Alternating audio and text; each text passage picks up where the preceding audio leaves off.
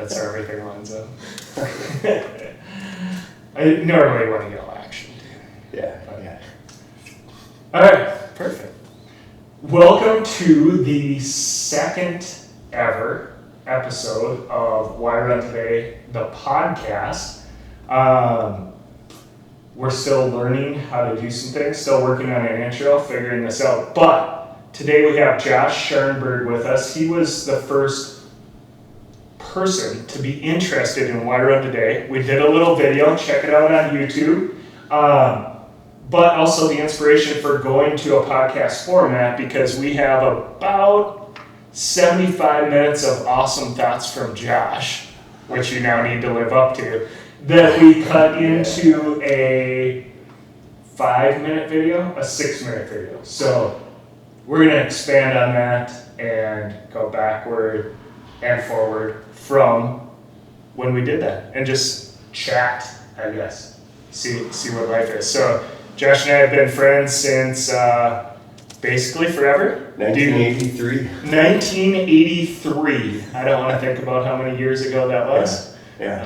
I know that's when we moved here from California, and I think we connected almost right away at Calvary Free Lutheran back in the day. I think pretty much immediately. And yes, my brother and me and you and your brother were about the same age, and our parents hit it off, and we've been friends since. There's a lot of stories in there. There's a lot of stories in there. I don't think we're going to cover that. Let's maybe let's stick to running. Although I was just thinking, like, one story that I do tell frequently does have to do with running.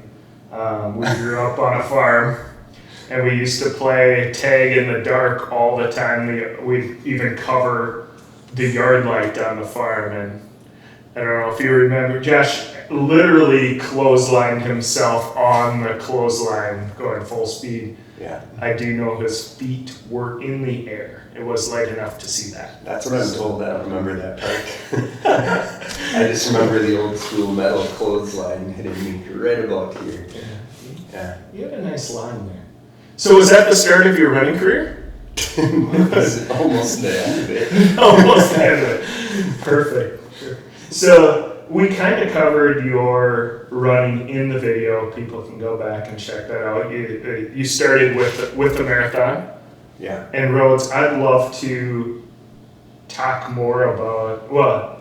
I'd love to talk about the outdoors. Just the connection of the outdoors. I know you are a huge lover of the outdoors and much more than just trail running. Mm-hmm. So I'd love to talk about camping and connection to the outdoors and the environment and that side of things. But then I'd love to hear more about your running too, and specifically, I know that there's much more of an emotional attachment to running for you, or spiritual connection to running, almost more like than the exercise, but I know you do it as a way to challenge your body physically too. So, that's big. That's a lot. You're the interviewer. Where do you want to start? Where should we start? Tell me about the outside. So we mentioned at the beginning that we've been friends forever. And I'll say, like, I remember for your bachelor party, how many years ago was that now? 20? Is it 21 years? 24. Yeah. So like 25 years this summer. 25 years. Yeah. So for your bachelor party, we went on a backpacking trip. We were backpacking on a Superior hiking trail. That's right. Yeah. Ryan, my brother, myself. Who else was there? Was it John? No, your brother John. I feel like there was one more person there was. Yeah. I feel bad. If you're watching this, we'll remember you by the end. This is going well so far. I mean, since then, and we used to go camping on the farm and go. You remember riding our mountain bikes through the pasture and on your relative's farm along the Pelican River. I'll never forget that. Just up on the little bluffs that hang out above the Pelican, and it's beautiful. Trying to ride a mountain bike down a cow trail is. I recommend it for your skill building, especially in what would that have been, 1990, 1991. Try not to think too hard about that. No, good point. You know what was fun about it though is and I always found this with you is it was always an adventure of some kind. Let's try and see if we can do it, and if we fail along the way, we'll figure out a way to get there anyway. I think that's a core that's stuck through both our lives is let's go chase adventure, right? Like go find something fun to do. Yeah. I know you have some stories from that. So with been into mountain biking, backpacking. I remember a story. So we had a number of years where we weren't connected, but I remember a story about kayaking on Lake Superior. Mm-hmm. Didn't you have to rescue someone or save someone? Yeah. Oh my gosh. I mean, this is intense. So we're starting with the outdoors. Yeah. Give us some outdoor stories. Gosh, I was, oh man, you really want to hear this. I was young and stupid, but also St. Cloud State has an outdoor program called Outdoor Endeavors, and they were kind enough to hire me it was my job to dream up trips and lead college kids out on these trips, and me and this other dude I worked with, we organized a trip to Lake Superior. We were camping up there, and one of the things we wanted to do was take off kayaking out of Split Rock River, right out of the mouth there. And we had some kayaks, and then we also had one canoe with us. The canoe was told, the two people in the canoe were told to stay within the bay so that they would stay safe, but we kayakers, we wanted to go out a little bit further and explore the waves a little bit, and the people in the canoe did not listen.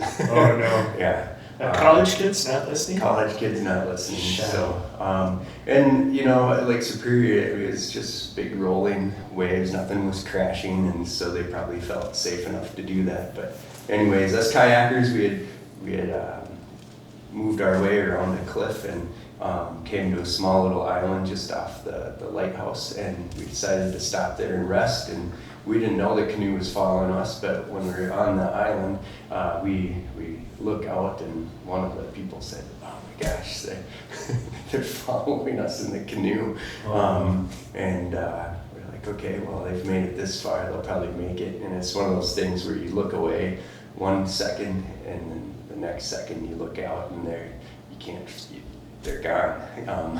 Every once in a while you would catch a glimpse of the canoe riding over the crest of a wave, and it became a life and death situation real fast. I think you had about 15 minutes to get out of Superior before severe hypothermia kicks in, and man, we paddled up to them as fast as we could. We sent one gal, Josie, into the campground at Split Rock to get help, and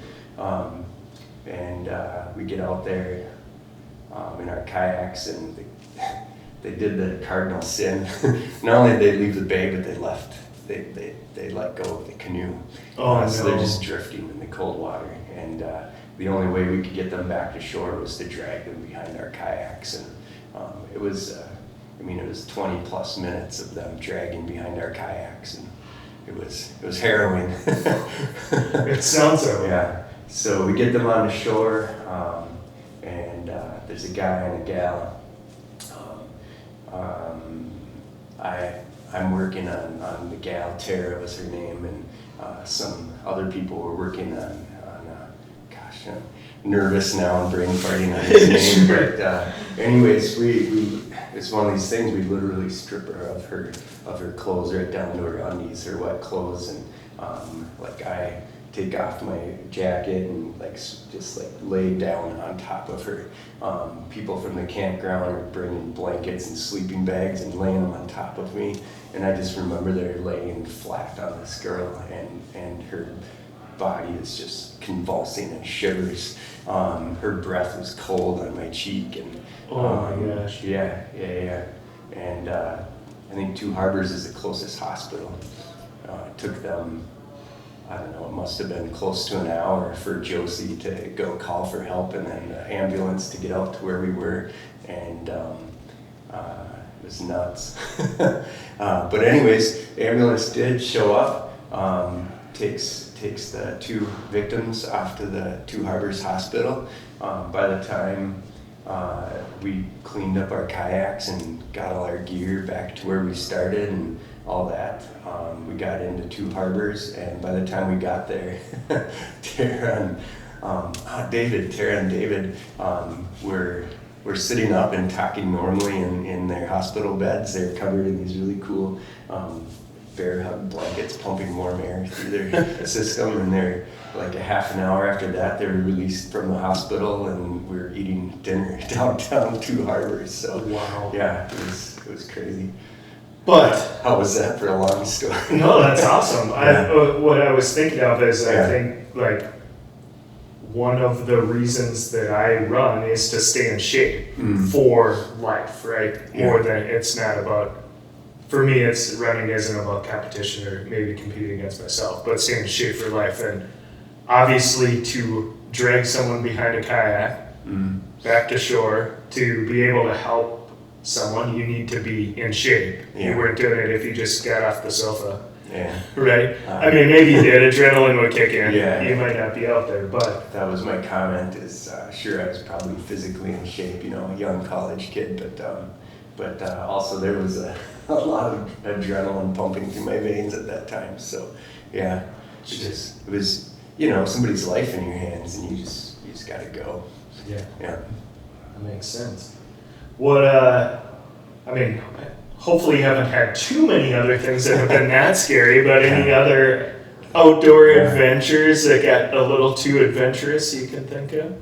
Fortunately, that was the only one where sort of life and death were on the line, but yeah, for sure. I remember I'm a fairly I'll try anything kind of person, but for me, the thing that gets me is exposed heights.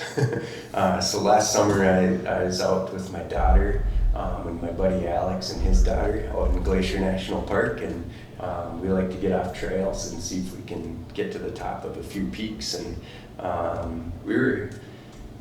don't know if it's just my buddy Alex and I get a little bit afraid of the heights, but Sure. something about bringing my daughter and knowing my daughter and his daughter Bryn are on this exposed cliff, and they're not afraid. They're just going and doing it and having fun. But man, something in my daddy heart was pumping. We're on these scree fields, and if something goes wrong, somebody slips, I mean, it's going to be probably one of those situations again. So Right. yeah, but we do those things. You know why we do those things.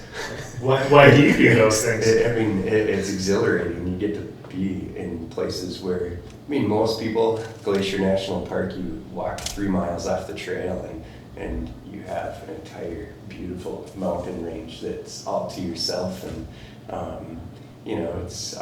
it's incredible. And then be on top of the world, to look around and see all these peaks in 360 degrees. It's amazing. Right. A sense of awe sets in. Yes. And awe is one of those human emotions that is it's unmatched. It's unbeatable. Yeah. Yeah, especially if you combine the awe with a little adrenaline. Right? Yeah, absolutely. Recently, in the last 2 years, I've taken up rock climbing. I really enjoy doing that, and that same feeling, right? Like you get to the top of something or you're on the edge of something, and that feeling of both pushing your limits, but also, like you said, awe. I haven't thought of it. Is that like when you get to the top of something and look out, or even when you're up and exposed and you're looking down and thinking, yeah, this is awesome, amazing, beautiful. Like the fact that we get to do this, something that Paul and I talked about in the first podcast we did, was how thankful I am, how thankful that we are that we have bodies that allow us to do that, and how important, at least for me, I feel it is that we keep our bodies in shape to be able to do those things. And it's a responsibility for me as a man. You talk about your dad thing, as a man, as a dad, as a provider, to be able to take care of those around us. Yeah. That's not really a question. You want a question on that? I'm just thinking about the word responsibility that you shared there. Sure. And, I don't know. Our generation and older, I think, just has sort of Well, two things there. For one, every generation tends to look down on the younger generation and think, oh, they're just always on their phones and stuff. But we're doing the same thing, right? But then there's also the thing where we're always like building on this place, taking up space and tearing down trees to make restaurants and skyscrapers and housing projects and whatnot. And it seems to me that this generation, my daughter's generation and younger, they really aren't interested in what we're doing, and so that's where the responsibility thing comes in. And I just see this responsibility for us to, leave something for our kids so that, that they can get out and run in the nature. Nothing against Otter Power. They're doing the whole solar power thing, which on one hand is great, but also if my daughter wants to go run out there, she'll never get to experience those hills, as they were with just grass and, trees, now she gets to go run next to solar panels. Right. So that's what I'm saying. We got to be responsible at this place and pass something on to our kids that will matter, that will have some nature left in it. Yeah. I think there's certainly a balance, right? Solar is good, we want to generate power from right. from nature, right? Better than the coal-fired plant that was here in Fergus Falls. Now we have solar panels, right? But is it better if you're covering thousands and thousands of acres with solar panels? And specifically what Josh is referring to as a trail that is right here in town. That's a beautiful prairie trail that now there's acres and acres of solar panels next to you. So there is a balance in what is. Mm-hmm. I agree. We do have the responsibility of having something for our kids to enjoy. Yeah. I would say we're also responsible for showing our kids how to enjoy it, training them up to enjoy it. I don't know if you camped as a family. I know we camped together as kids. We didn't go often as kids, but we did. Our parents took us. Yeah. They bought Outdoor Life. They put me in Boy Scouts, so I knew some of those things, right? Yeah. Helped to experience that. I have truly enjoyed, and you talked about bringing your daughter on a trip. I know you've gone on a lot of trips with that, but teaching them the skills to do that, I think, is extremely important. It's probably just, if I talk to my parents, I might get a different response, but looking from the outside in, my parents never made a ton of money, and so, but they would still figure out a way to take us kids on, my brother John and I on trips. Oftentimes they were the form of a road trip, maybe out to California to visit family and to get there. Sometimes we'd stay in a hotel, but oftentimes we'd camp, pitch a tent. It's a cheap way to stay somewhere, and I love that. It's some of my best memories, and I brought it in, brought it into my life and into my daughter's life. Yeah, she was 6 months old when we first took her camping, and we've never stopped. That's awesome. So, Yeah, that's really great. I would say, same thing from athletic pursuits, right? I know your daughter runs. My son has pretty much always been a better runner than me. Yeah. He gets that from his mom, who's also a better runner than me. Yeah. But I think it's important, Milton ran his first half marathon, I think, when he was 12. Sure. And has always been faster than me. Mm-hmm. I know your daughter runs track and cross country. She does. Did you? And Nordic ski. And which Nordic is also ski. Endurance. So Yeah. Did you push that at all, or was that something you're gonna run, or is it? I know both your wife and you run. What's the family running? I don't ever remember talk and say, hey, this is what you should do. I think she just kind of picked it up along the way. So that's kind of nice when it's her choice, Yeah. So she enjoys running. It's fine. She goes out and does it. But I think her real passion is the winter sport of Nordic ski.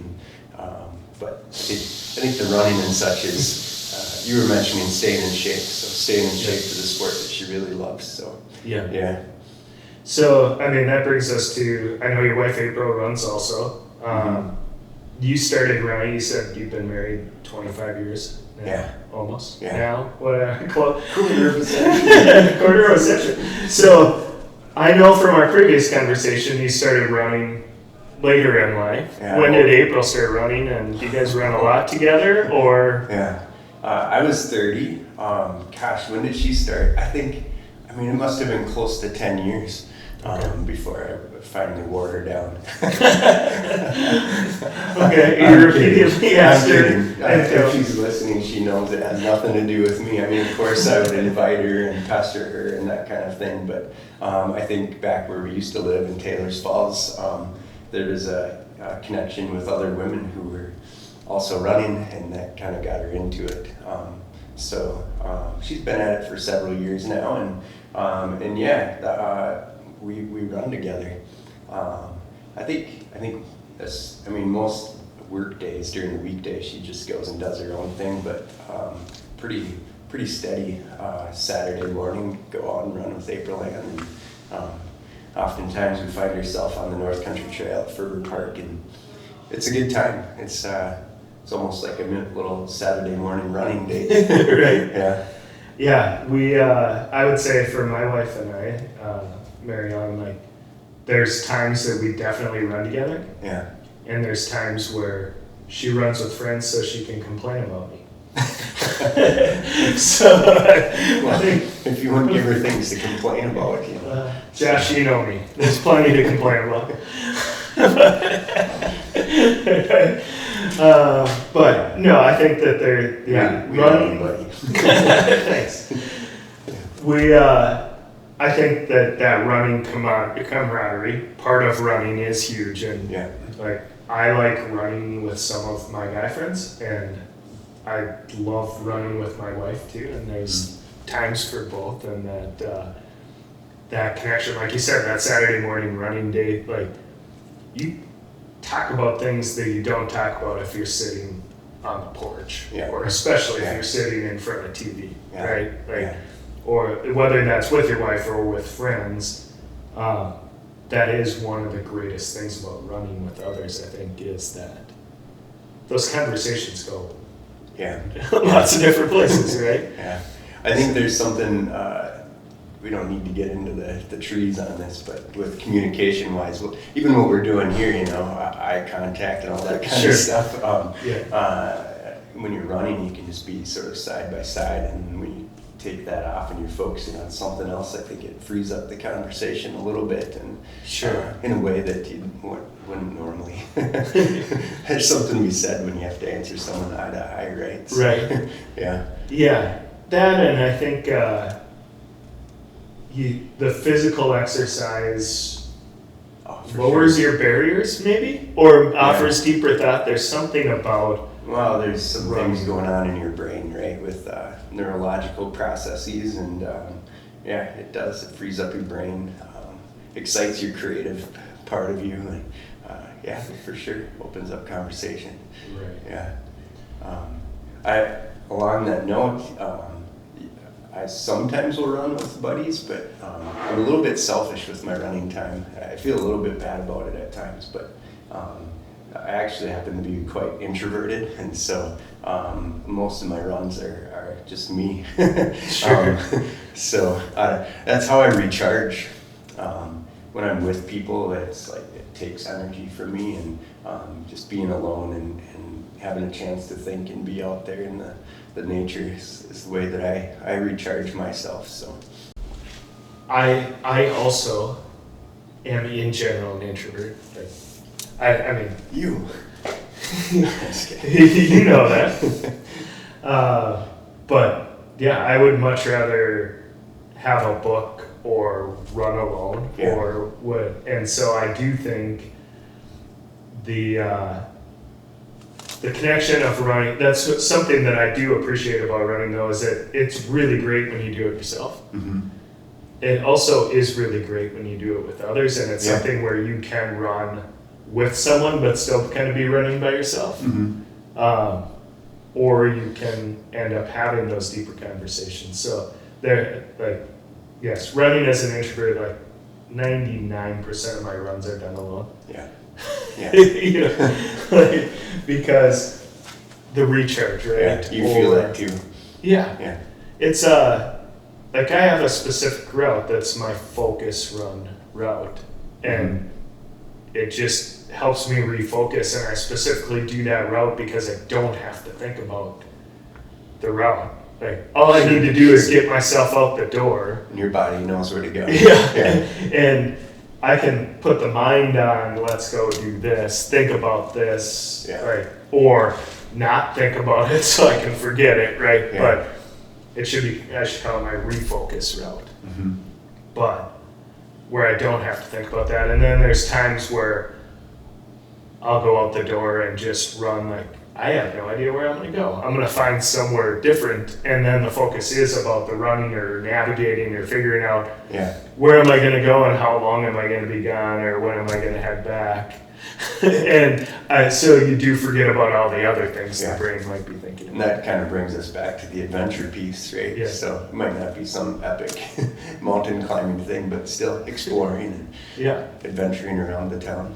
Even in town. Or around trails, Like for me personally, I so much love trail running, but with all the work that I have in my life right now, in addition to a family, in addition to that, like if I'm gonna run, I have to go out my door, and 90% of my running's on the road right now. Because if I was gonna do a trail, I have to get in a car and go somewhere, right? Or ride my bike to the trail. Yeah. You can run the trail, but it becomes, I need to block a lot of time, right? Yeah.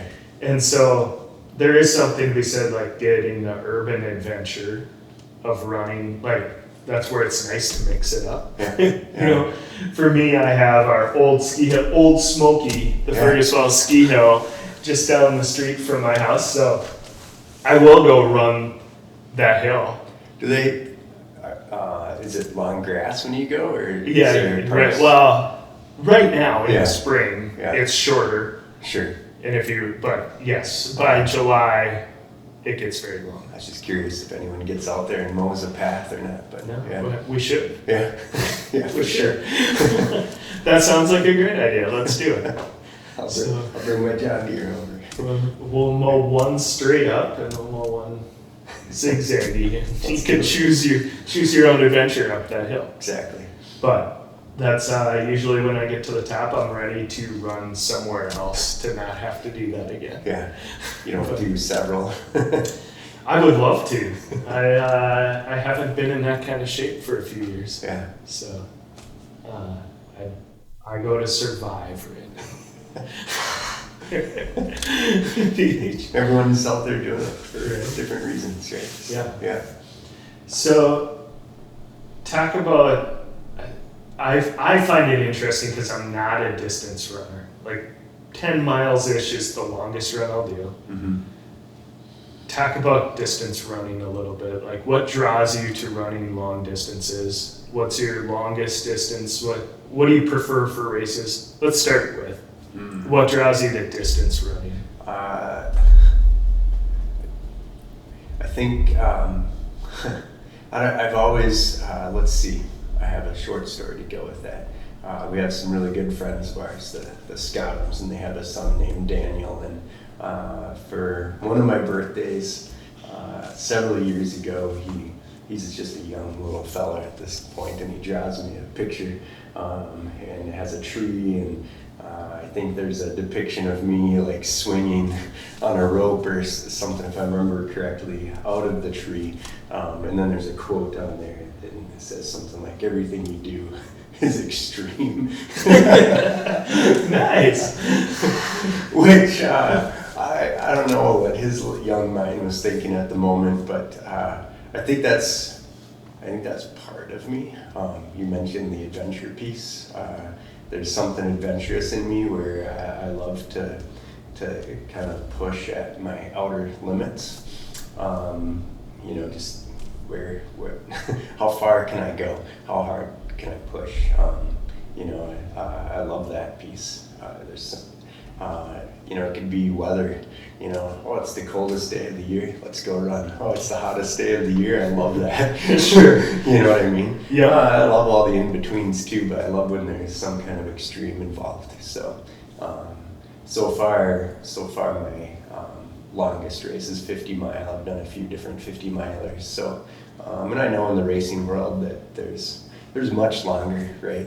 Sure. And, but another part of the extreme is I'd love, you asked about the types, right? And so, I can't remember the last time I did a road race, but everything I do is on trails. There's an extreme there. Most of the time when you're on trails, there's really big uphills and really big downhills and rocks and roots and streams to cross, and mud to run through, and just adds a different element to it. Yeah. I was just thinking while you were talking about the extremes too, like the running in rain or running up hills or running down, Yeah. Like, there is something about that, and maybe that is like we talked earlier, we both enjoy the adventure side of things, like there's I don't know, if I was gonna do a long race, it certainly would not be on a road. It'd definitely be a trail. Sure. Yeah. If just for the excuse of walking. Yeah. Right. Yeah. Like, there is something about even when I do a longer run on the road, like I'm embarrassed to walk, but if I go do a 10-mile run on a trail, like of course I'm gonna walk. Right? Like it's I'm running a 7K trail run on Saturday. I know right now, I know there's 2 hills I'm gonna walk up them. Yeah. I would not even think of if that race was on a road.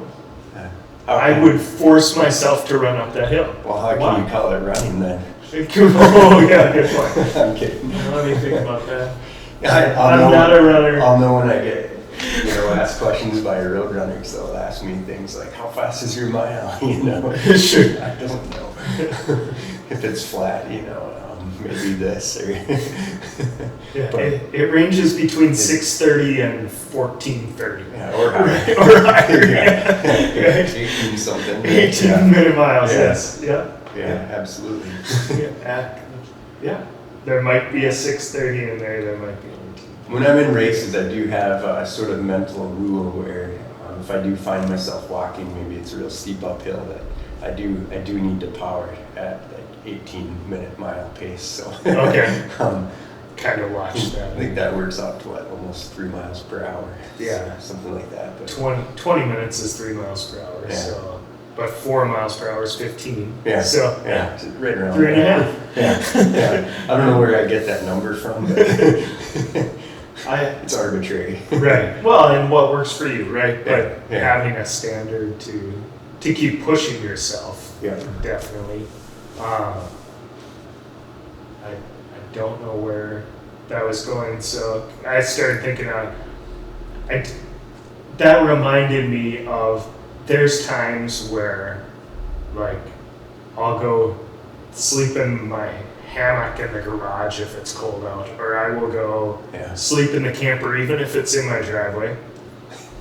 Right, just to mix things up, to feel something different than just being sleeping in bed, like a nice relax. Like there's definitely times, right, you need a good night's sleep. But so that made me start thinking about, like, is that something that's innate, like within us, that makes you different from someone else, or do you think everyone feels that, like, I need to challenge, I need a little change, I need a little push, I need a little something? Well, from my studies, these are in-depth studies, I know. Well, sometimes, I mean, what you're speaking about is something that's very primal, something that's deep in our DNA, something that humans have done for thousands of years leading up till now. It wasn't until 150 years ago with here we go. Sure, I'm ready. With the Industrial Revolution, where people all of a sudden weren't having to move around from place to place and follow their food, right? All of a sudden it's big agriculture and big industry, and stores pop up in your town, and you don't have to do the physical piece up until that time, people were still hunting for food and still having to grow their own gardens, and Right. and all this stuff sort of required a physicality to it. And in many traditions around the world, running was part of it, right? And so, Yep. humans are just made different. We're upright creatures with 2 legs and big lungs, and almost no other creature on the planet can run like we can. Right. It's incredible. We're definitely made for that. Yeah. You just saying that so we just had an all family reunion. Before you say that, yeah, go I ahead. forgot, we also have big butts. We do. That's important. Okay. I'm not saying that to be a joke. No, it isn't. It's part of running. I want to dive into that because You want to dive into the big butt? I want to dive into the big butt and Yeah. the 2 lungs and the okay. made for running. But I'm sorry to interrupt. I'm going to bring it back to 150 years ago too, and then we can go there. So we had an all family reunion for my family last summer, and somebody had compiled the history of the Tungseth family. Right. And how we ended up first in Oslo, Minnesota, is where my grandparents came. But our family that moved there first moved from the Candy Ojai area, which is by car, an hour and a half south of here, right? So they came from Norway to the Twin Cities, lived in the Candy Ojai area, and heard about land in northern Minnesota, Oslo, Minnesota, and the history they talk about. They walked right through Fergus Falls, so they walked. Yeah. The whole family walked with a wagon. With a wagon, horses, and an pulling, ox. Yeah. The kids were barefoot. The kids were barefoot the whole way, and they walked from Candy Ojai to Oslo, Norway, and in Minnesota, right? So they had to start in the spring. I don't know the dates. I could look back and read it, but they walked. They had to cross all the rivers. They walked through the tall grass prairie. Yeah. This is in 1863, so only 160 years ago that they walked there and then had to build their cabin. They had to dig a hole next to the creek to have a refrigerator to keep the cream from the couple of cows that they took up there. That's right. There was no one there, and that was half the family, and the rest of the family came later, right? But so my great grandma talks in this history about they lived barefoot in this swampy tall grass prairie of Oslo 160 years ago. Yeah. With nothing, no infrastructure. They know how to track, they know how to navigate. At that time, there was 0 trees out there, so once you get into the prairies, there's like no fixed point besides the sun if it's out, to be able to get there. It's incredible. There's no interstate road signs. there were barely roads. Yeah. Compare that to now. Yeah. I don't have to leave my house. I could what's the service in town that will bring me pizza? Right. Yeah. You're right. Aldi will deliver it to my house. You can all the groceries I want. Yeah. Yeah, you can have everything delivered to you that you would like. You wouldn't have to leave. Yeah. I do remember when I lived in Minneapolis and worked downtown. I thought it was really cool that I knew a guy who he had underground parking at his condo, and then he had underground parking downtown where he worked. And so he didn't go outside in the winter. Mm-hmm. And I thought that was cool at the time. Yeah. And now I think, what's that like to not feel the air hurt your face, or not feel like, don't you have to go out? I don't know. Yeah. So you definitely go through phases, right? And to each their own, Mm-hmm. if that's the life you want to live. I don't like it, but you probably don't want to live my life. Yeah, So, I think when you do that, you get tame humans. You know what I mean? And there's great. I love coming home to a house that's comfortable, and we got the wood stove for the winter time, and there's something very deep within us that needs to be wild. I definitely don't want to give up the conveniences that we have, right? Yeah. I mean, permanently. Yeah. It's good to have base camp, Mm-hmm. right?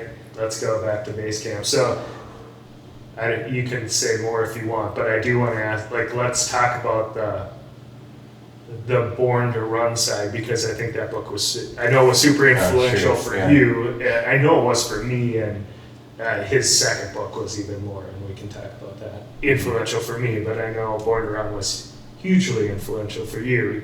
Yeah. You ran barefoot for a long time, right? Or sandals. Yeah, sandals. Talk about that evolution of your running and reading Born to Run. At that time I was still running road races, and I don't remember how I got that book in my hands, but I just read about these guys and gals running on trails in their little sandals and their huaraches.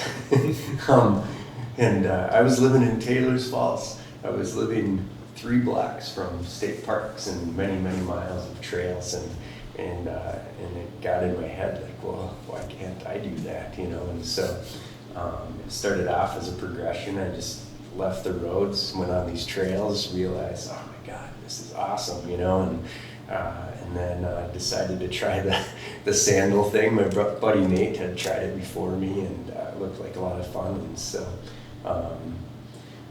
got into the sandal running and did that for many years. I don't really run in sandals that much anymore. I still run in ultras because they're 0 drop, I guess. That's really important for me. Mostly just because then my Achilles is able to work to its full length. Sure.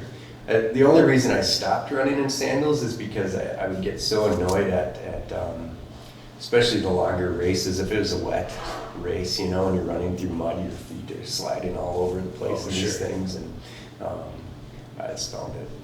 I just wanted to move away from that a little bit and find some balance. I would think getting stones in the sandals, and that's definitely, but it's amazing how tough your feet get. I bet. You get stones in there and it feels like something there, but it doesn't hurt. Okay. Sure. So, for those who haven't read Born to Run, highly recommend it. I would guess if you're listening to or watching a podcast on running, you've probably read Born to Run. Yeah, I would say it's still super influential. You mentioned the second book too, Natural Born Heroes. Natural Born Heroes was the first one I read of. It's Chris Carmichael, right? Is that the author? I think that's right. But that book for me was Christopher McDougall. It's Christopher McDougall. Thank you, Christopher McDougall. The Natural Born Heroes was the first book of his that I read, and it was also like right as I was both going through a transition in work, moving from a golf pro to what I do now, more of an entrepreneurial. So I was sitting at a desk a lot, and I was turning 40. I went from an active career to sitting at a desk, and I was turning 40, and so his thing in there, the Be Useful, which now I think Arnold Schwarzenegger named his book Be Useful. Oh, really? After that? After that, it just came out, I think. But just the whole theory of moving your body, being in shape to be useful, in that book he goes into like parkour and I'm trying to think of what else, but I like the history portion of the book, World War II and some of that. But so good. But just training to be useful, and that's been my ethos of home workouts. I still work out twice a week at a gym, but I work out 5 days a week at my house with whatever I find there, right? And I still try and run every day, but the whole idea of to be in shape, to be useful, but also to enjoy yourself, right? Yeah.